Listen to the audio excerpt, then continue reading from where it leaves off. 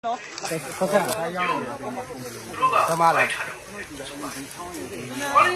找他走一个，来过一个。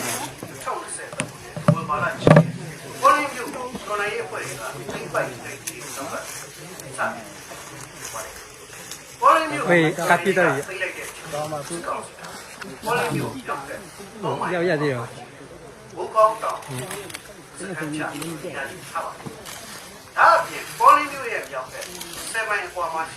那么了，那么放的切下飞机，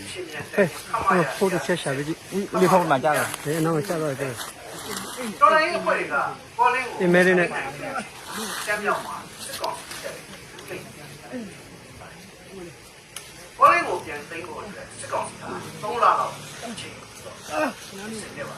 干的有我干的我拿工作拿的我拿一点我有了有来到有我就那里啊不容易没会拿我去家里，那个二马叫开包嘛。好，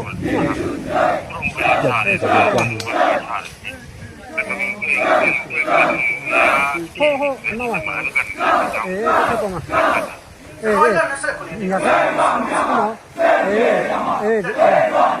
好了，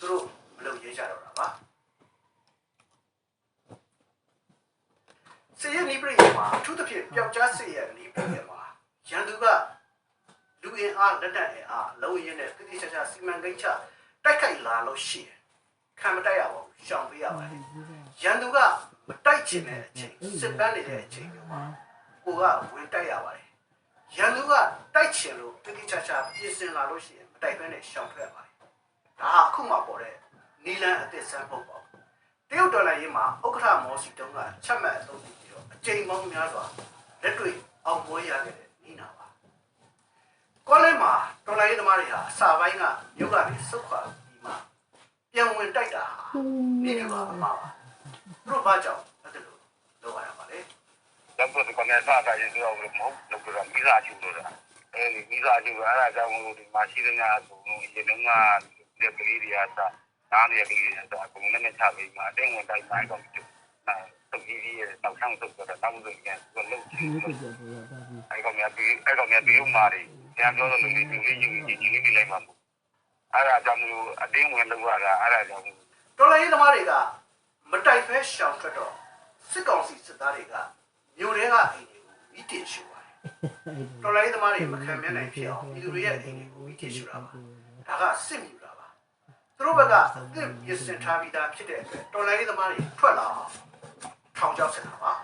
မခံကျင်စိတ်နဲ့ထွက်တိုက်ကြတာဒေါ်လာရင်းသမားတွေရဲ့အတွေ့အကြုံလူနယ်မှုကြောင့်ဖြစ်တယ်လို့စစ်စေးတစ်ခုလုံးကိုဥဆောင်တဲ့ KIA NUG စစ်ကောင်းဆောင်တွေရဲ့ခေါင်းဆောင်ညံဖြစ်လို့ပါတကယ်တော့ကောလင်းကိုတင်ထားတဲ့အချိန်ကလေးကစစ်ကောင်စီဟာမြောက်ဖက်3မိုင်အကွာကဝူကောင်းတောင်ပေါ်မှာနေရာယူထားပါတယ်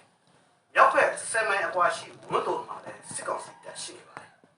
ဝန်းတော်ကိုမရသေးသမျှမှာကောလင်းကိုပိုင်ပိုင်နိုင်နိုင်ရပြီလို့မဆိုနိုင်ပါဘူးဝန်းတော်စစ်တပ်ကနေပြီးတော့3လအတွင်းမှာတောက်လျှောက်လက်နက်ကြီးတွေနဲ့ပစ်ခတ်နေတာကိုလည်းလူတိုင်းသိနေတာပါ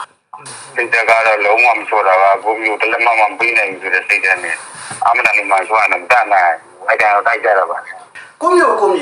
တလက်မတောင်အပါမခံဘူးဆိုတဲ့စိတ်ဓာတ်ကတကယ်အောင်စိတ်ဓာတ်ပါဒါပေမဲ့စေရဲ့အမြင်ရကြည့်ရင်တော့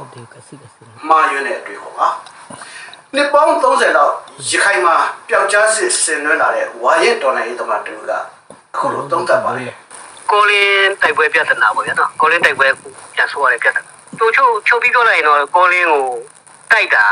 မှန်တယ်ပေါ့ဗျာနော်နိုင်အောင်တိုက်တယ်ပိုင်အောင်နိုင်အောင်တိုက်တယ်သိသိရမိတာမှန်တယ်ကောင်းတယ်ပေါ့ဗျာလူကြီးကာလတခုထိန်းနိုင်တယ်ဆိုလဲကောင်းပါလေဒါကြီးကိုစောစောမြဲမြဲလက်မလို့ပဲထိန်းထားဖို့ဒီမီဒီယာကိုလက်မလို့ရေးဆိုတဲ့အတွေးခေါ်ဟိုကစမှားတာပေါ့ဗျာအဲ့ဒီကနေစပြီးမှားလာတာနောက်တော့အမှားတွေစစ်တိုက်ပေါ်လာတယ်လို့ကျွန်တော်မြင်တယ်တော်လိုင်းကာလအတွင်းမှာမြို့တွေရွာတွေကိုတော်လိုင်းရေးသမားကသိမ့်လိုက်ရန်သူကသိမ့်လိုက်ဆိုတာဖြစ်နေကြထုံးစံမှာ